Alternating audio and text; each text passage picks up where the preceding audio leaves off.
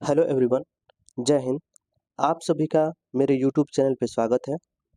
आज हम एडुटेरिया वस्तुनिष्ठ समान अध्ययन की प्रैक्टिस सेट 31 का डिस्कस करेंगे। पिछले के वीडियो में मैंने 1 से लेकर 30 तक का प्रैक्टिस सेट का डिस्कशन करा दिया है। अगर आप सब ने उस वीडियो को नहीं देखा है तो प्लीज़ उस वीडियो को देख लीजिए। फ्रेंड्स, अगर आप मेरे चैनल पर नए हैं तो प्लीज़ मेरे चैनल को सब्सक्राइब कर दीजिए और वीडियो में बने रहिए, अंत तक बने रहिए और वीडियो को पूरा देखिए, क्योंकि आज का ये जो सेशन होने वाला है बहुत ही शानदार होने वाला है। तो चलिए स्टार्ट करते हैं। Practice set 31। पहला क्वेश्चन है इसमें, निम्न में कौन एक वायु प्रदूषक की रोकथाम हेतु एक यंत्रीय विधि नहीं है। बताना है कि कौन सा एक वायु प्रदूषक की रोकथाम हेतु एक यंत्रीय विधि नहीं है। तो इसका राइट ऑप्शन हो जाएगा ऑप्शन ए हो जाएगा, cyclone divider. Cyclone divider. Next है, किसी द्रव्य का वायुमंडलीय दाब कम करने पर क्या प्रभाव पड़ता है। किसी द्रव्य का वायुमंडलीय दाब कम करने पर क्या प्रभाव पड़ता है। तो ये द्रव का क्वथनांक कम जाता है। राइट ऑप्शन बी हो जाएगा, उसका बॉइलिंग पॉइंट कम हो जाएगा। नेक्स्ट है, किसी विद्युत रोधी को निम्न में से कौन आवेशित कर सकता है। विद्युत रोधी को निम्न में से कौन आवेशित कर सकता है। तो इसका राइट ऑप्शन हो जाएगा ऑप्शन बी, स्थिर विद्युत।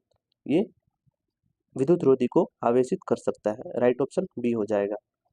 नेक्स्ट है, निम्नलिखित का मिलान कीजिए और मिलान करना है इससे। तो पेनिसिलिन हो जाएगा, पेनिसिलिन प्रतिजैविक, यूरिया उर्वरक, मेलाथियान हो जाएगा ये कीटनाशी, और पोटेशियम नाइट्रेट ये बारूद हो जाएगा। तो इसका राइट ऑप्शन हो जाएगा 3-4-1-2, 3-4-1-2। राइट ऑप्शन सी हो जाएगा, सी। राइट ऑप्शन सी हो जाएगा 3-4-1-2। नेक्स्ट देखेंगे, निम्न में से कौन सा पौधों के लिए एक सूक्ष्म पोषक तत्व है। बताना है कि कौन सा है पौधों के लिए सूक्ष्म पोषक तत्व है। तो इसका राइट ऑप्शन हो जाएगा बोरॉन, डी। बोरॉन हो जाएगा। पौधों के लिए बहुत ही महत्वपूर्ण सूक्ष्म पोषक तत्व है, और इसकी कमी से क्या हो जाता है, पुष्पन में कमी हो जाती है। पौधों के जो पुष्पन में कमी हो जाती है और जड़ों का विकास रुक जाता है। ठीक है, जड़ों का विकास रुक जाता है बोरॉन की कमी से। नेक्स्ट देखते हैं, निम्नलिखित में से कार्बनिक अम्ल कौन सा है। कौन सा जो है निम्नलिखित में ये कार्बनिक अम्ल है। तो इसका राइट ऑप्शन हो जाएगा ऑप्शन सी हो जाएगा, एसिटिक अम्ल। एसिटिक अम्ल है ये जो कार्बनिक अम्ल है। नेक्स्ट है, केंद्रिका में क्या पाया जाता है। केंद्रिका में क्या पाया जाता है। तो प्रोटीन, आरएनए और डीएनए पाया जाता है। केंद्रिका में प्रोटीन, आरएनए और डीएनए पाया जाता है। तो राइट ऑप्शन हो जाएगा 1, 3, 4। कौन सा ऑप्शन है, राइट ऑप्शन डी हो जाएगा, 1, 3, 4। नेक्स्ट है, निम्नलिखित में कौन प्रोटोजोआ जनित रोग नहीं है। बताना है कौन सा प्रोटोजोआ जनित रोग नहीं है। तो इसका राइट ऑप्शन हो जाएगा ऑप्शन डी, गलसुआ। मम्स रोग जो है ये प्रोटोजोआ जनित रोग नहीं है, क्योंकि मम्स जो है ये वायरल संक्रमण के कारण होता है, वायरल संक्रमण के कारण होता है। ठीक है, और इसे कंठमाला भी कहा जाता है, कंठमाला रोग, कंठमाला रोग भी कहा जाता है। और इसका कारक का है, कारक कौन सा है, किस वायरस से होता है ये। तो ये पैरामाइक्सो वायरस से होता है, पैरामाइक्सो वायरस से होता है गलसुआ। नेक्स्ट देखेंगे, ऑक्सीश्वसन के संबंध में निम्न में से कौन सा कथन असत्य है। ऑक्सीश्वसन के संबंध में निम्न में से कौन सा कथन असत्य है। तो इसका राइट ऑप्शन हो जाएगा ऑप्शन बी, इस श्वसन में अवायवीय श्वसन की तुलना में कम मात्रा में ऊर्जा उत्पन्न होता है, ये असत्य है। तो सत्य कौन सा है, यह श्वसन ऑक्सीजन की उपस्थिति में होता है, और यह श्वसन कोशिका द्रव्य तथा माइटोकॉन्ड्रिया दोनों में सम्मिलित रूप से संपन्न होता है। ये दोनों सही है। नेक्स्ट है, मारिया प्रथा पर प्रतिबंध के कारण किस जनजाति ने विद्रोह किया था। इंपॉर्टेंट क्वेश्चन है। तो ये मारिया प्रथा पर प्रतिबंध के कारण किस जनजाति ने विद्रोह किया था। तो ये खोंड विद्रोह ने ये विद्रोह कर दिया था। मारिया प्रथा, इसको नरबलि प्रथा भी कहा जाता था, नरबलि प्रथा, और इसको अंग्रेजों ने दबा दिया था। नेक्स्ट है, कलामंडलम कल्याण कुट्टियम अम्मा किस नृत्य शैली की एक भारतीय शास्त्रीय नृत्यांगना थी। कलामंडलम कल्याणी कुट्टी अम्मा किस नृत्य शैली की एक भारतीय शास्त्रीय नृत्यांगना थी। तो राइट ऑप्शन हो जाएगा ऑप्शन सी, मोहिनी अट्टम। मोहिनी अट्टम की नृत्यांगना थी। मोहिनी अट्टम किस राज्य का नृत्य है। तो ये केरल का नृत्य है, केरल का। कथक किसका है, तो उत्तर भारत का नृत्य है। ठीक है, और भारतनाट्यम जो है तमिलनाडु का है, तमिलनाडु का, और ओडिसी उड़ीसा का है, ध्यान में रखिएगा। नेक्स्ट है, भारतमाला परियोजना के पहले फेज की शुरुआत जो है कब की गई थी? भारतमाला परियोजना के पहले फेज की शुरुआत कब की गई थी? तो इसका राइट ऑप्शन हो जाएगा ऑप्शन बी 2017 में। नेक्स्ट है भारत निम्न में से भारत के सर्वाधिक जनसंख्या वाले राज्यों का सही क्रम है, कौन सा सही क्रम बताना है? तो पहला ही सही है, महाराष्ट्र, बिहार और पश्चिम बंगाल। सर्वाधिक जनसंख्या वाले राज्यों का सही क्रम वैसे तो पहले नंबर पे आता है यूपी, दूसरे नंबर पे महाराष्ट्र और तीसरे नंबर पे बिहार और चौथे नंबर पे है पश्चिम बंगाल। लेकिन उत्तर प्रदेश इसमें ऑप्शन में तो है नहीं, तो इसके बाद हो जाएगा महाराष्ट्र, बिहार और पश्चिम बंगाल। राइट ऑप्शन ए हो जाएगा। नेक्स्ट है निम्नलिखित पुस्तकों एवं उनके लेखक में कौन सही सुमेलित नहीं है? नहीं बताना है कि कौन सा सही सुमेलित नहीं है। रसखान जो है ये प्रेम वाटिका रसखान की पुस्तक है। फिरदौसी शाहनामा इनकी है, शाहनामा फिरदौसी की है। और हंगरी स्टोन किसकी है? रविन्द्रनाथ टैगोर की है। आंसू और अमृता प्रीतम की नहीं है। तो राइट ऑप्शन ये जी हो जाएगा, डी सुमेलित नहीं है। आंसू के लेखक कौन है? जयशंकर प्रसाद है, जयशंकर प्रसाद है आंसू के लेखक। राइट ऑप्शन डी हो जाएगा।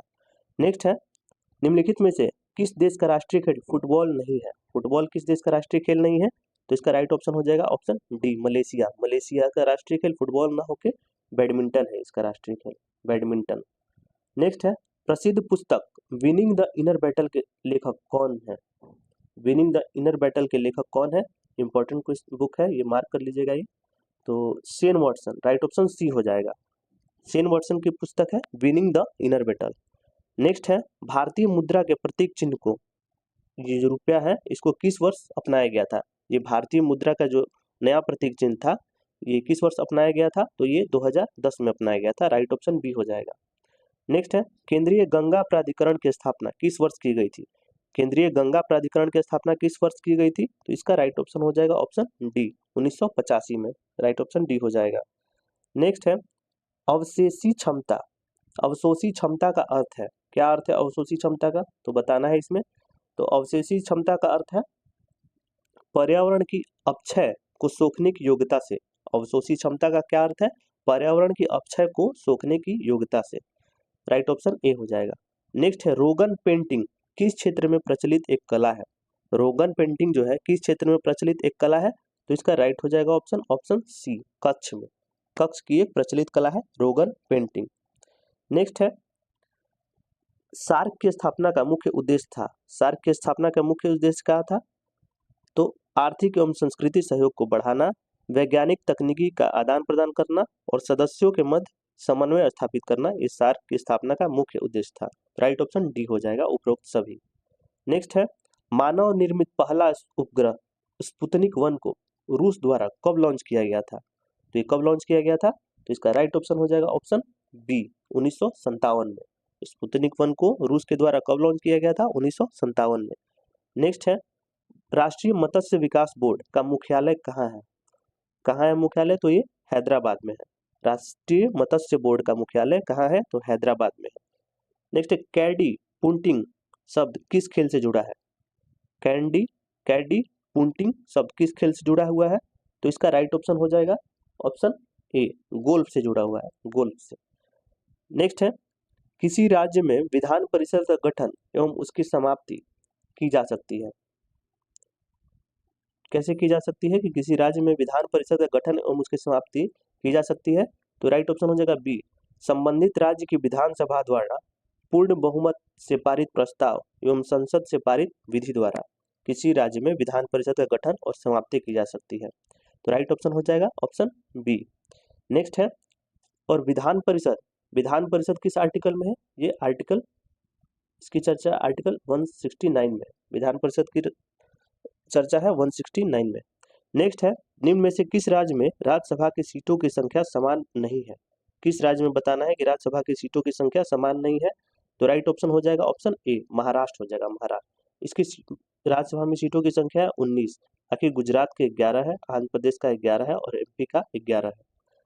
नेक्स्ट देखेंगे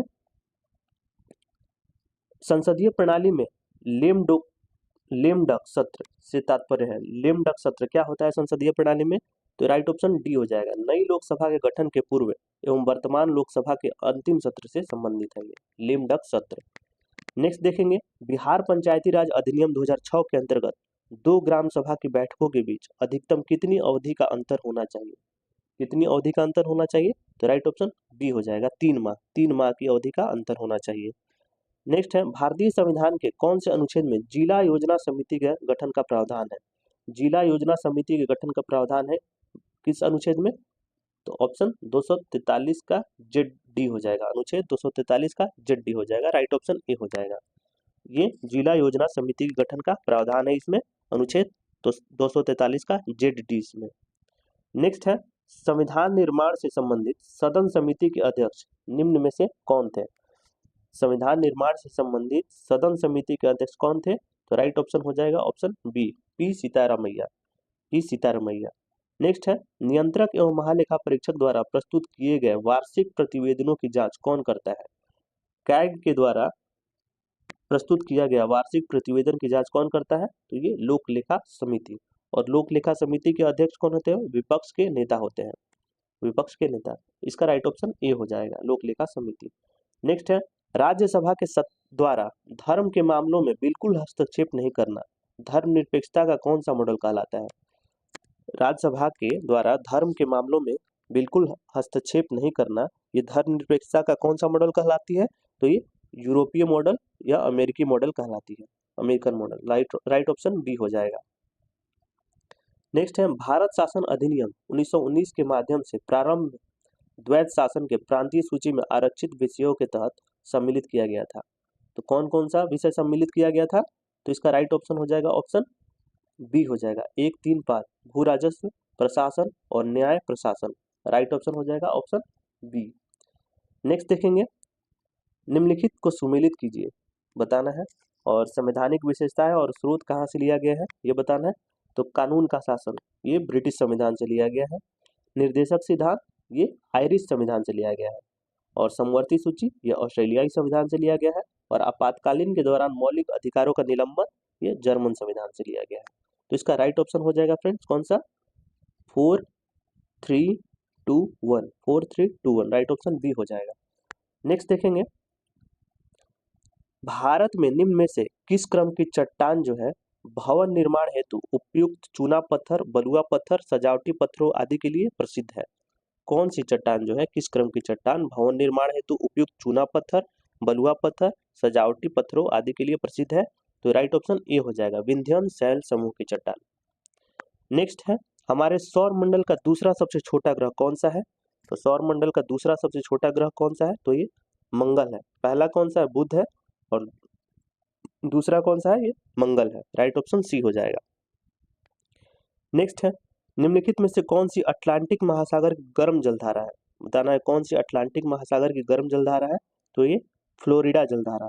फ्लोरिडा जलधारा है अटलांटिक महासागर की, ये गर्म जलधारा है। बाकी फॉकलैंड जलधारा, कैनारी जलधारा और लेब्राडोर जलधारा ये ठंडी जलधारा होती है, ठंडी जलधारा है अटलांटिक महासागर की। नेक्स्ट है, निम्नलिखित में से कौन सा देश स्वर्णिम त्रिभुज के अंतर्गत नहीं आता है? स्वर्णिम त्रिभुज के अंतर्गत कौन सा देश नहीं आता है? तो ये वियतनाम नहीं आता है। लाओस, थाईलैंड, म्यांमार आते हैं, लेकिन वियतनाम स्वर्णिम त्रिभुज के अंतर्गत नहीं आता है। नेक्स्ट है, निम्नलिखित में से कौन सा कथन गलत है? गलत बताना है कि कौन सा कथन गलत है। तो इनमें से सभी कथन सत्य है। राइट ऑप्शन डी हो जाएगा, कोई गलत नहीं है, सारे सही है। देख लेंगे कौन सा है। भारत का दक्षिणतम बिंदु इंदिरा पॉइंट है, सही है। भारत का सबसे उत्तरी बिंदु इंदिरा गोल है, ये सही है। भारत का पूर्वी बिंदु किबुथु और पश्चिमी बिंदु गहिरमाथा है, ये भी सही है। तो राइट ऑप्शन डी हो जाएगा। नेक्स्ट है, आकाशगंगा के निकटतम स्पाइरल गैलेक्सी जो है कौन सी है? आकाशगंगा के निकटतम स्पाइरल गैलेक्सी कौन है?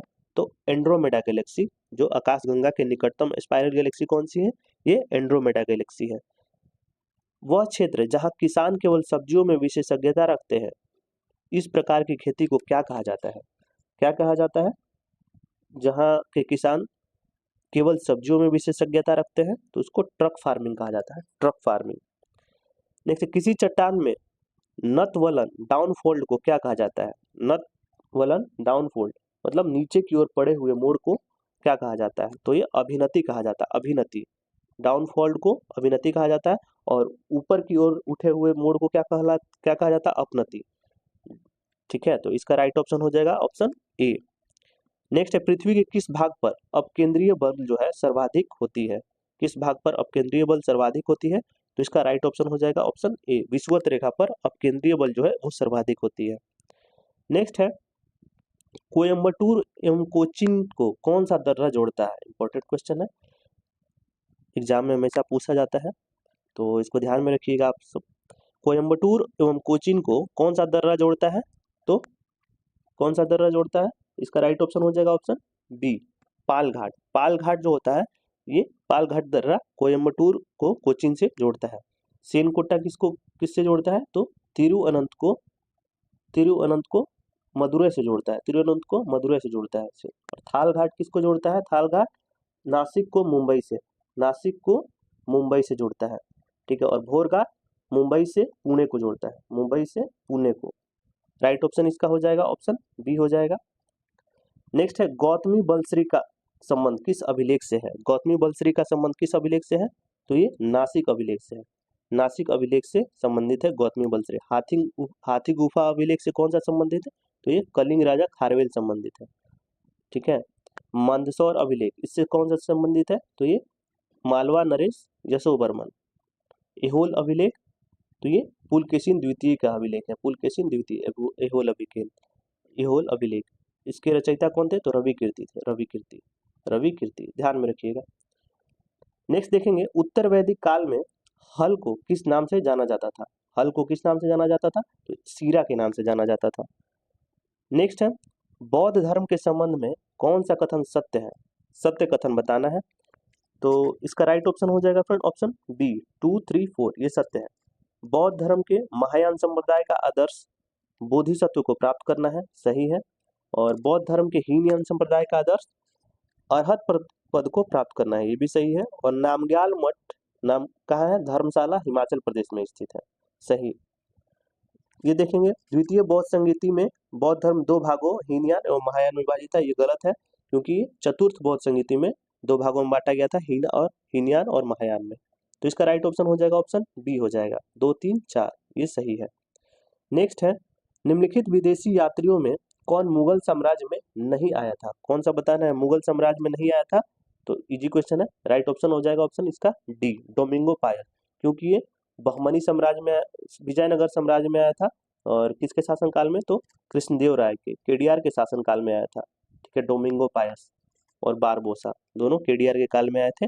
और बर्नियर जो किसके काल में आया था? तो ये शाहजहां के काल में आया था, शाहजहां के काल में आया था। टॉमस रो किस में आया था? तो जहांगीर के काल में आया था। और ट्रेवरनियर किसके काल में आया था? तो शाहजहां और औरंगजेब दोनों के कार्यकाल में आया था ट्रेवरनियर। नेक्स्ट देखेंगे, अंग्रेजों द्वारा पेशवा प्रथा किसके काल में समाप्त कर दी गई थी? तो किसके काल में समाप्त कर दी गई थी? तो ये बाजीराव द्वितीय के काल में समाप्त कर दी गई थी।